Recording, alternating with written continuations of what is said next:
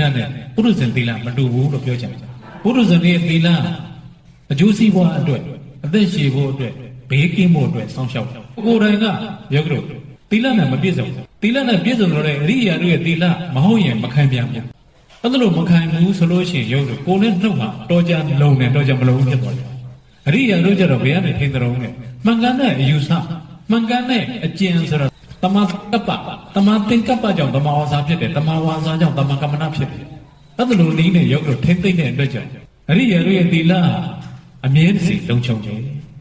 ဒါကြောင့်မလို့ဖြောင့်မတ်တယ်ဒိုအရိယာတို့တည်တာနဲ့ကိုနှုတ်ဖြောင့်မတ်မှန်ကန်စွာဆောင်ရှောက်၍တဲ့လောကတ attva အလုံးတို့အပေါ်မှာမေတ္တာဖြန့်ချေထားနိုင်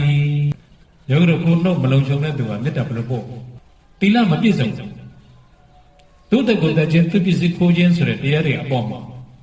ယောဂတို့မသိသိမဆောင်ရှောက်နိုင်တော်ကြဆောင်ရှောက်နိုင်မယ်နဲ့နောက်မဆောင်ရှောက်နိုင်ပြန်ဘူးဆိုလို့ရှိရင်အဲ့ဒီသူဟာလောကကိုမေတ္တာဘယ်လိုလုပ်ဖို့ဟုတ်တယ်ရောလောကအပေါ်မှာချစ်ခင်ခြင်းဆိုတဲ့ဒီစိတ်တည်းတရားနဲ့ဖြတ်ချက်ဖို့ဥစ္စာကိုယ်တိုင်ကသီလနဲ့ပြည့်စုံဖို့လိုတယ်တဲ့ဒါကြောင့်မလို့သီလနဲ့ပြည့်စုံဖို့လိုတယ်ဆိုလို့ရှိရင်စွမ်းဆောင်နိုင်သူဆိုတာဘယ်လိုလဲဆိုတော့သီလနဲ့ပြည့်စုံနိုင်သူဟာသစ္စာ၄ပါးကိုထိုးထွင်းသိမြင်ကျင့်သုံးသောသူသာလျှင်သမာဓိဉာဏ်ဖြင့်တမဝါစာ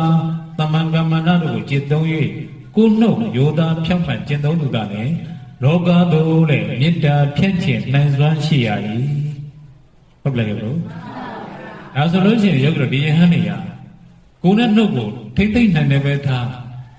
အရိယာတို့ရဲ့သီလမဟုတ်တဲ့အတွက်ကြောင့်ယောဂတွေတခါတရံလုံးပြီးတခါတရံချွတ်ယွင်းနေတဲ့အတွက်ကြောင့်မြတ်စွာဘုရားရှင်ဟာဤသို့ဟောကြားတော်မူခြင်းဖြစ်တာမဟုတ်ဘူးလားအချုပ်ကပြောရတော့အရိယာသီလနဲ့ပုရုဇဉ်သီလမတူဘူးလို့ပြောချင်တယ်ပုရုဇဉ်ရဲ့သီလအကျိုးစီးပွားအတွက်အသက်ရှည်ဖို့အတွက်ဘေးကင်းဖို့အတွက်စောင့်ရှောက်တယ်အစွဲပါလားမပါဘူးအရိယာတို့ရဲ့သီလယောဂတွေအဲ့ဒီသီလတရားတွေကိုကျွလွန်ဖောက်ပြမဲ့တမှုရိရဲ့စိတ်မှန်ဖြစ်လာတဲ့အစွဲကိုဖယ်ထုတ်တာဒီအစွဲရှိနေရင်တဲ့မကျွလွန်သေးဘူးနော်သီလဟောဒီအစွဲရှိနေဒီစီရင်ဖြစ်မှာပဲဆိုပြီးတော့ဒီအစွဲကိလေသာတရားတွေကိုယောဂတို့ဖယ်ထုတ်တဲ့အတွက်ကြောင့်သီလဖောက်ပြခြင်းကိုရောက်တဲ့အကြောင်းရှိတော့ဦးဇင်းပြောတော့ရှင်းလားဘယ်ဒီအဆောက်အအုံနေတဲ့သဘောလဲနော်စိတ်မာတဲ့ကစေတနာမာတဲ့အဆောက်အအုံတဲ့သဘောဖြစ်မလို့လားသမာဓိဉာဏ်ဖြင့်သိဒါဆင်းရဲတာအစွဲလို့ရှိတယ်ဒီသူမျိုးကျင်စီတယ်ဆိုလို့ရှိရင်သူတစ်ပါးကိုတတ်ဖို့သူတစ်ပါးပစ္စည်းကိုခိုးဖို့သူတစ်ပါးကိုနှောက်ယှက်ဖို့နောက်တော့ကိုဖြစ်စည်းကိုကျင်စီတယ်ဆိုတာဒေါမနတဖြစ်နေတာမဟုတ်ဘူးလား